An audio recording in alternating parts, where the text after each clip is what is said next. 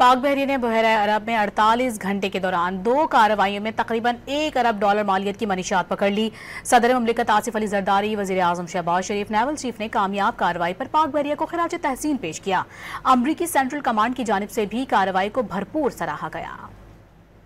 پاکستان کی سمندری حدود کی محافظ پاک بحریہ ملک دشمنوں، جارحیت پسندوں، اسمگلرز اور جرائم پیشہ عناصر کے خلاف مسلسل سرگرم ہے۔ 48 گھنٹوں میں 2 کارروائیاں کر کے تقریباً $1 ارب مالیت کی منشیات پکڑ لی۔ بین الاقوامی جہاز رانی کے تحفظ کے لیے قائم 151 ملکوں کے اتحاد کمبائنڈ میری ٹائم فورس نے کہا کہ پاک بحریہ کے جہاز PNS یرموک نے بحریہ عرب میں 2 کارروائیوں میں منشیات اسمگل کرنے والی 2 کشتیاں پکڑیں۔ ان کارروائیوں کو آپریشن المسمک کا نام دیا گیا ہے۔ برآمد کی گئی 2500 ٹن سے زائد کرسٹل میتھ کو تلف کر دیا گیا۔